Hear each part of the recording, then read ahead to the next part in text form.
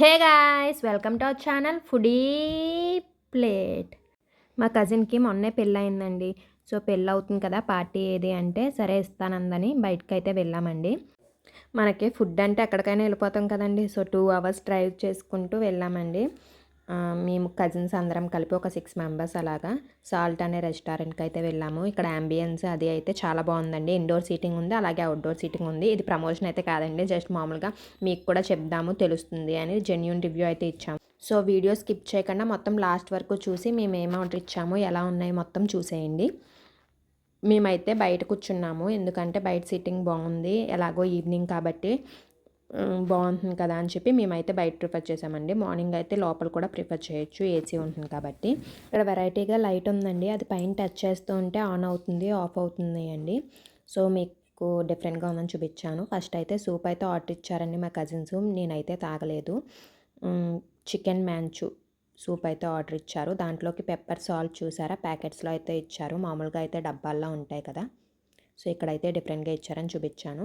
First అయితే peri peri chicken చెప్పుకున్నామండి. ఇవైతే strips కింద ఇచ్చారు, చాలా టేస్టీగా ఉన్నాయి. ఇవి అయితే మాకు చాలా నచ్చినాయి.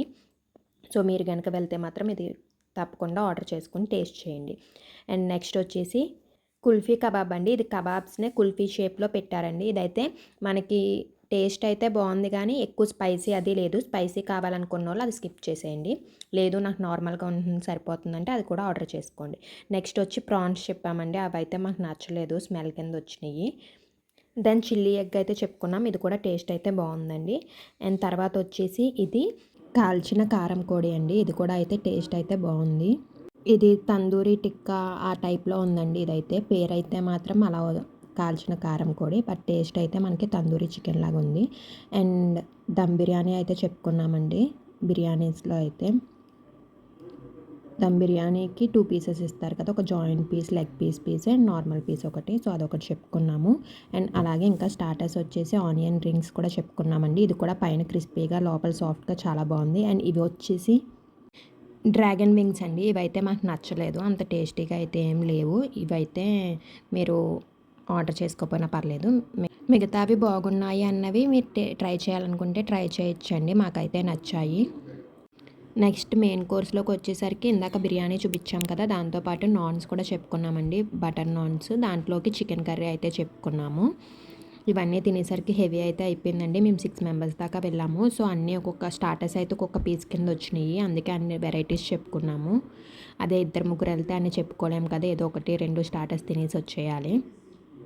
సో లాస్ట్లో అన్నీ అయిపోయాక కర్డ్ రైస్తో అయితే ఇంకా ఫినిష్ చేసేసామండి.